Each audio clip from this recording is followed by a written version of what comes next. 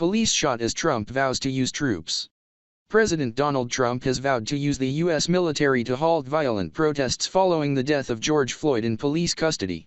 4 St. Louis police officers have been hit by gunfire during violent protests over the death of a black man in police custody, hours after President Donald Trump vowed to use the U.S. military to halt the spreading clashes.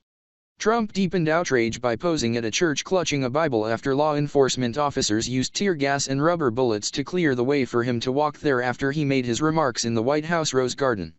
Demonstrators set fire to a strip mall in Los Angeles, looted stores in New York City and clashed with police in St. Louis, Missouri, where 4 officers were taken to hospital with non-life-threatening injuries. Officers are still taking gunfire downtown and we will share more info as it available, St. Louis police said on Twitter. Trump has condemned the killing of George Floyd, a 46-year-old African-American who died after a white policeman hit his neck under a knee for nearly 9 minutes in Minneapolis on May 25, and has promised justice. But he threatened to bring in the military to halt the violence. Mayors and governors must establish an overwhelming law enforcement presence until the violence has been quelled, Trump said. If a city or state refuses to take the actions that are necessary to defend the life and property of their residents, then I will deploy the United States military and quickly solve the problem for them. Following his address, Trump walked through an area that had been cleared by police to nearby St. John's Episcopal Church, where he posed for pictures while holding a Bible.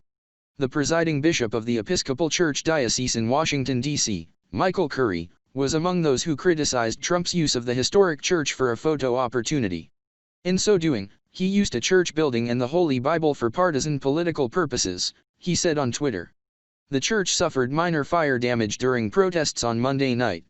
The White House said it was clearing the area before curfew. A few hours later, thousands of people marched through Brooklyn and New York, shouting "Justice now," while cars drove alongside, some drivers honking in support.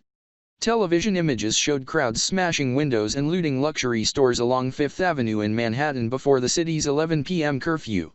2 police officers were struck by a car at a demonstration in Buffalo, New York, on Monday night. Officials said the driver and passengers were believed to be in custody. In Hollywood, dozens of people were shown in television images looting a drugstore. Windows were shattered at a nearby Starbucks and 2 restaurants. The National Guard has deployed in 23 states and Washington, D.C. Derek Chauvin, the 44-year-old Minneapolis police officer who kneeled on Floyd, was arrested on third-degree murder and second-degree manslaughter charges. 3 other officers involved in the arrest have not been charged. Terrence Floyd, the victim's brother, said he wanted people to get educated and vote rather than resort to violence and destruction. "Let's do this another way," he said. A second autopsy ordered by Floyd's family and released on Monday found his death was homicide by mechanical asphyxiation, or physical force that interfered with his oxygen supply. The report says 3 officers contributed to his death. The Hennepin County medical examiner later released autopsy findings that also called Floyd's death homicide by asphyxiation. The county report said Floyd suffered cardiopulmonary arrest while being restrained by police and that he had arteriosclerotic and hypertensive heart disease, fentanyl intoxication, and recent methamphetamine use.